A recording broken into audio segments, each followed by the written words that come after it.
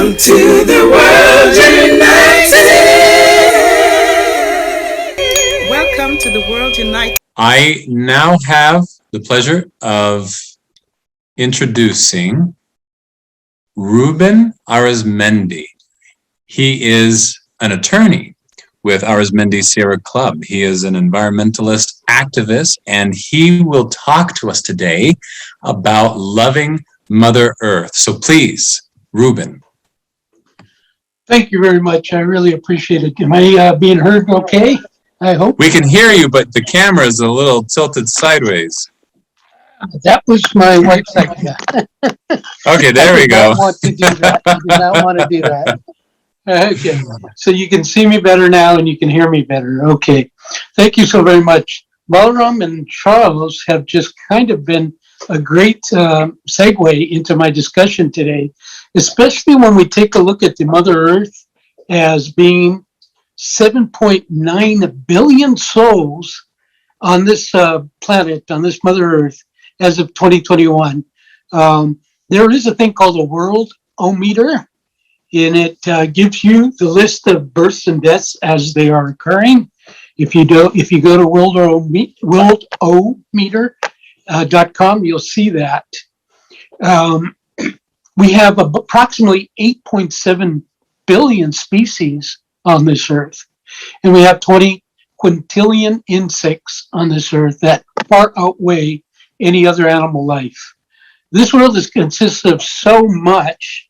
Our Mother Earth has to be held sacred, loved, cared for, and that's part of what I want to talk to everybody about today. We have the Mother Earth providing for all of us everything that I just mentioned. We have cities and city parks, forests and national parks.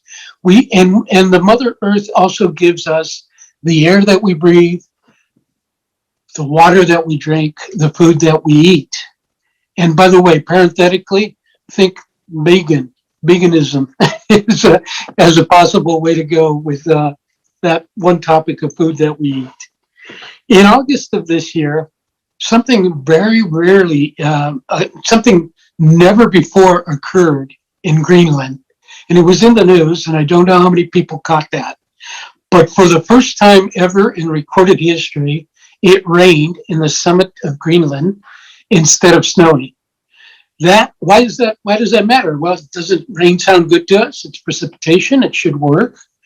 Well, the problem is that that rain, in its turn, led to floods in the plains of Greenland, led to a creation of melting snow, which has never occurred. This is without a doubt clearly attributable to global warming, to climate change.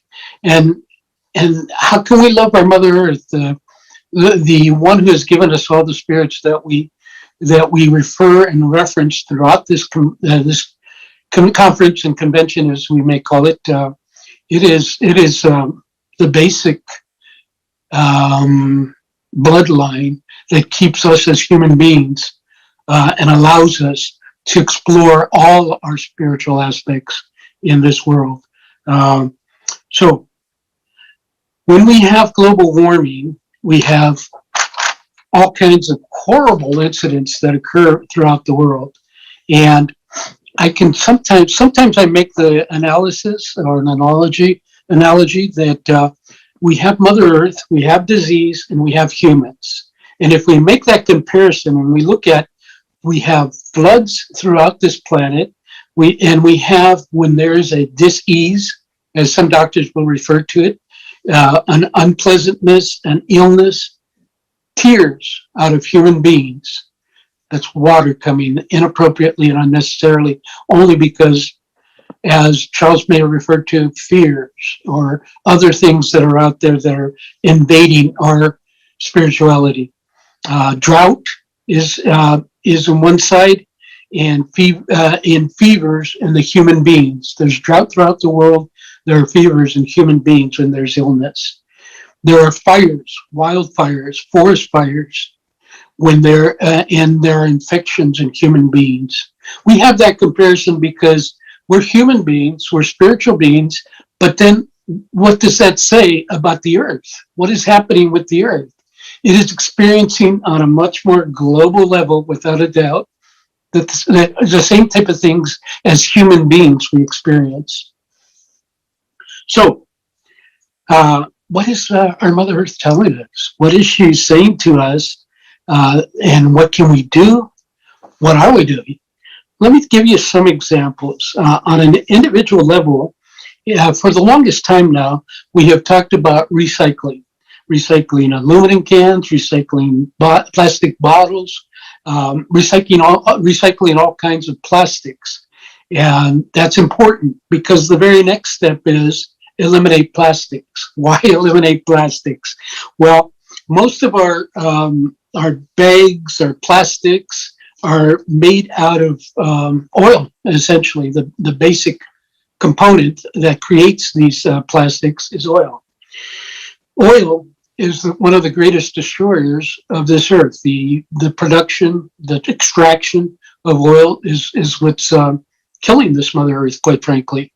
And so one of the things we do to try to help, besides the recycling, the elimination of plastics, we try to do composting. And composting is great because it takes the materials that we don't consume as human beings and pours it back into the earth, creating an exceptional, exceptional, ideal manner of creating Mother Earth again, so to speak.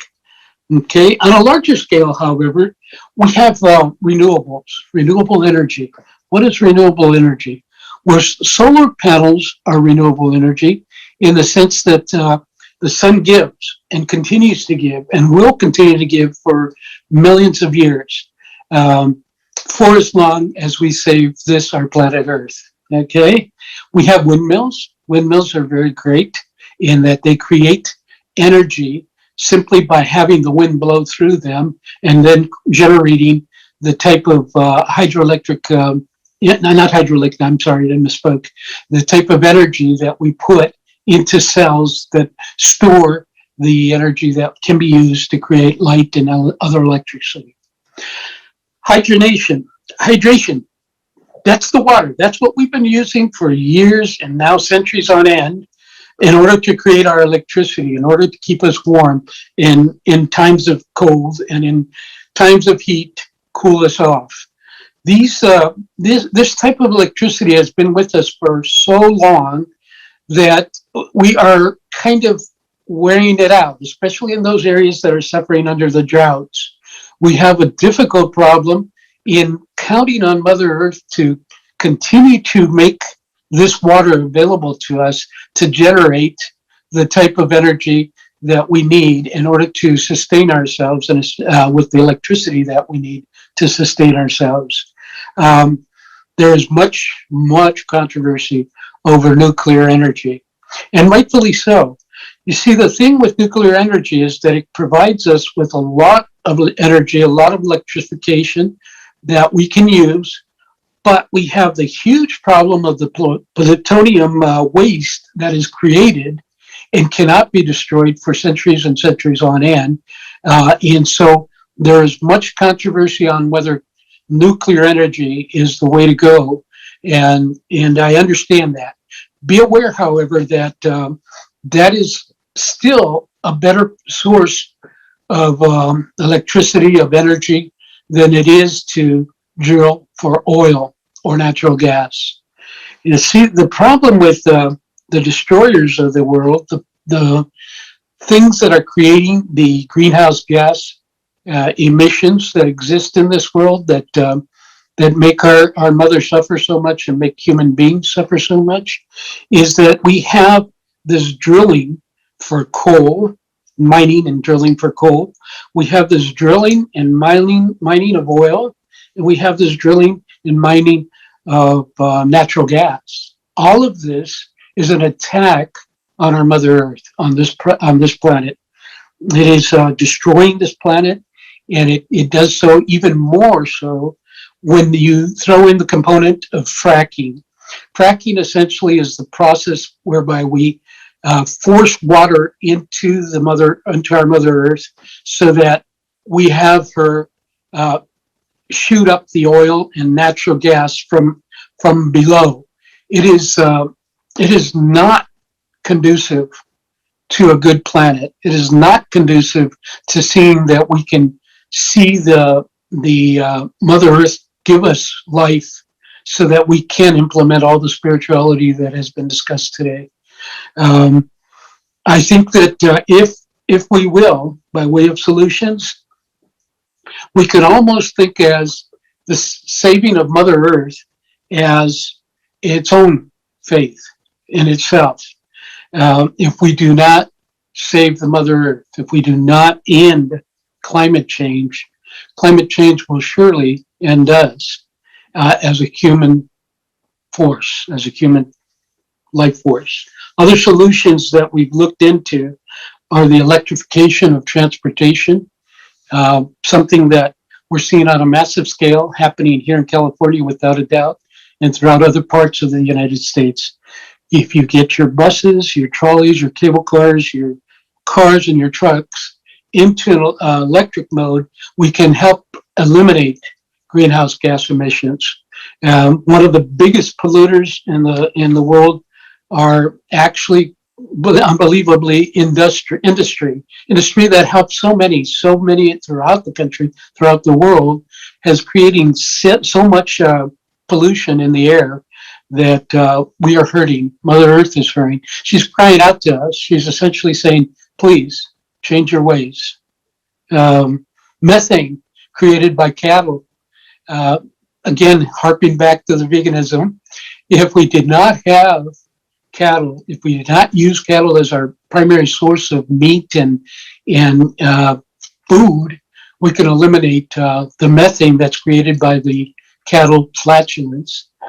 And so, in summary, I'd like to point out that, in summary and conclusion, let me put it that way, that Sierra Club is one of the largest organizations defending climate change, fighting climate change, and we have over 2 million people signed up in the United States alone. It has a new program that's called the 30 by 30 program. Essentially what the 30 by 30 program is that those endangered lands, 30% of our endangered lands must be preserved and protected by the year 2030, thus 30 by 30. Efforts are being made. We are doing everything possible to make this a more pleasant world in which we live in which we can also practice all our true spiritual beliefs and practices. Am I within my time frame? Yes, you actually, we have a minute and a half, which is good because you used a phrase that saving Mother Earth as a faith. Can you expound on that? Well, first of all, I won't say that I am the creator of the Save the Mother Earth faith. I will not go there. What I will say is that it may not be a bad idea, quite frankly. If we can have faith in the importance, significance of saving Mother Earth, that would truly be a global experience. That would be what will in the end run save all mankind to practice whatever spiritual beliefs we have. I appreciate what you explained at the beginning, where you drew such a comparison between Mother Earth's experience and our own experience in the body, and how we need to see ourselves as the world, that we can't harm, either intentionally or unintentionally, harm the earth without also harming us, because we're the children.